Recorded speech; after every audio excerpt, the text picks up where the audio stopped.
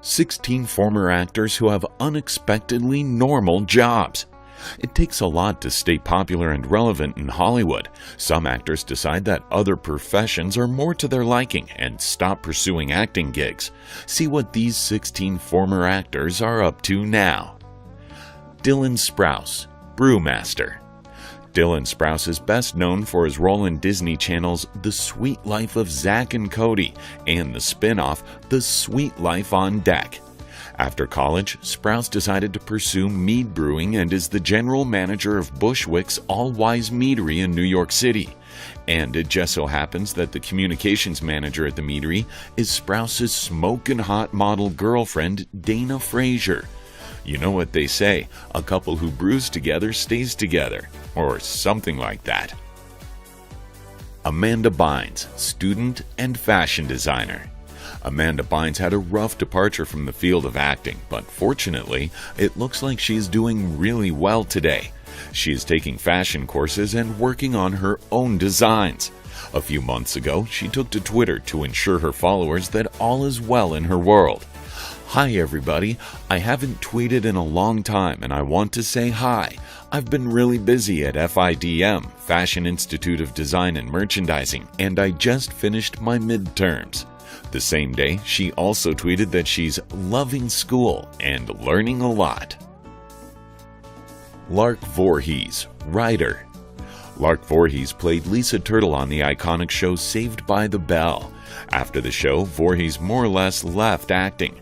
Her last two performance credits were for Little Creeps and Closer to God, Jessica's Journey, both produced in 2012. She is now the author of 3 books, Reciprocity, Trek of the Cheshire, and A True Light. We just hope she's open to participating in a Saved by the Bell reunion in the future. Frankie Muniz, race car driver and drummer. Frankie Muniz's last big acting gig was as the title character in Malcolm in the Middle. Since then, the former sitcom star has worked on 2 Sharknado projects, and he presently has 3 projects in post-production, according to IMDb. Could he be anticipating a comeback? But when he's not in front of the camera, Muniz likes to drive race cars competitively. He has some serious skills on the speedway, and he played in a band called Kingsfoil for a short time. Kirk Cameron, evangelist. Kirk Cameron was an 80s heartthrob playing Mike Seaver on the ABC show Growing Pains. He did some small bits after that and probably could have continued to have success as an actor, but his real passion is for his evangelical ministry, The Way of the Master. Today, he hosts a podcast self-described as positive and uplifting, in which he engages in discussions about the world through a Christian lens. With the help of his wife, he's also created a camp for ill children called Camp Firefly. Tony Danza, cabaret show host. Tony Danza has been a household name since his roles in Who's the Boss and Taxi. The former boxer now performs in a live show called Tony Danza Standards and Stories. A couple years ago, he starred in a live adaptation of Honeymoon in Vegas, a role that earned him a spot on the Ride of Fame. For those of you who haven't heard of the Ride of Fame, it's a seriously rad series of mobile monuments in New York City. Taran Noah Smith, artist. You may not recognize him now, but Taran Noah Smith played Tim the Toolman Taylor's youngest son Mark on Home Improvement. I started Home Improvement when I was 7 and the show ended when I was 16, Smith explained. I never had the chance to decide what I wanted to do with my life. When I was 16, I knew that I didn't want to act anymore. He now works with art installations at festivals and museums. Nikki Blonsky, hairstylist and makeup artist. We loved feisty Nikki Blonsky for her portrayal of Tracy Turnblad in the musical Hairspray. Although she has continued to gradually add acting credits to her portfolio, including roles in the TV series Valemont, Huge, and Smash, Blonsky doesn't count on that career for the entirety of her income. She received her cosmetology license in 2011 and now works mainly as a hair and makeup artist. It's a great gig to have during the downtime between auditions. Karen Parsons, educational film producer.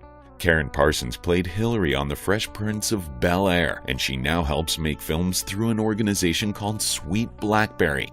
The organization has completed 3 films that help recognize the accomplishments of unsung black heroes. Like many of the stars on this list, Parsons also has another job. She's a parent to 3 sons and a daughter.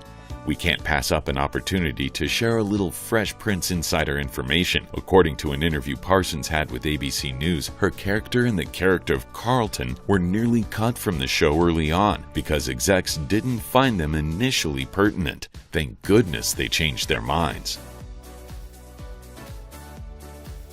Charlie Korsmo, lawyer. Remember Charlie Korsmo from What About Bob and Hook? He was so adorably dorky, and we miss him. Turns out he got a physics degree from MIT and a law degree from Yale. He now works as a lawyer and a professor. Possibly most brag-worthy of all, he was nominated to be a member of the Board of Trustees on the Barry Goldwater Scholarship and Excellence in Education Foundation. The coolest part about that is President Barack Obama was the one who made the nomination. Jonathan Taylor Thomas, writer. Now where has this dreamboat been? Jonathan Taylor Thomas is another Home Improvement cast member who left the world of acting. Although he's arguably best known for his role on Home Improvement, we mustn't forget he also voiced Simba in Disney's classic The Lion King. Thomas went on to attend Harvard University, St. Andrews University in Scotland, and the Columbia University School of General Studies. He recently co-wrote a script with Zachary Ty Bryan, his on-screen older brother from Home Improvement, and we're excited to see how it turns out for them. Jack Gleason, puppeteer. Jack Gleason played Joffrey Baratheon in Game of Thrones and shocked everyone by announcing his acting retirement in 2012 at age 21. The answer isn't interesting or long-winded, he told Entertainment Weekly regarding his decision. I've been acting since age 8. I just stopped enjoying it as much as I used to. He had some fun working as a puppeteer in the play Bears in Space, but who knows what he'll be doing in a few years.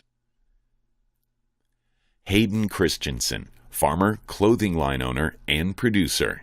Hayden Christensen is still acting a bit these days, but he also owns a farm in Ontario, Canada, and has a farm-inspired clothing line. He also runs a production company with his older brother. But how does one go from landing a role as prominent as Anakin Skywalker in 2002's Star Wars Episode II Attack of the Clones to straying away from the acting craft?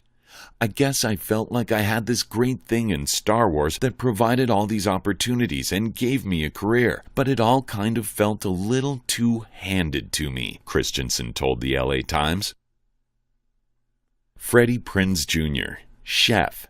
Have you taken a peek at this former actor's Instagram account lately? He doesn't use the word actor to describe himself, rather writes that he's a chef, Jedi, and father.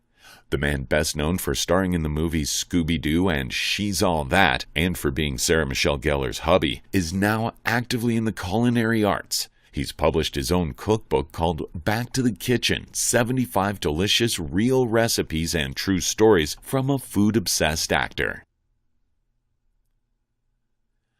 Kevin Jonas, app entrepreneur. After pop rock band the Jonas Brothers broke up, eldest brother Kevin had plenty of solo projects to keep him busy, but surprisingly, they weren't actually music-related. Instead, he went on to participate in the 7th season of Celebrity Apprentice and to work as a contractor and app builder. He's the brains behind an app called You'd, intended to ease one's search for food, and he just recently co-launched a mobile gaming company.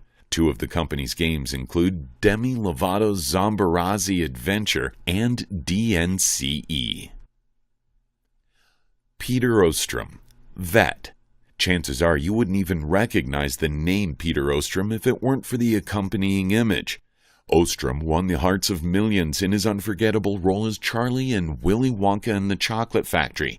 But as bizarre as this probably sounds, he never acted again, despite being offered a 3-film contract after playing Charlie. When he got a little older, he decided to revisit the career path, but when he wasn't scoring any roles, he essentially put that part of his life behind him for good to care for animals.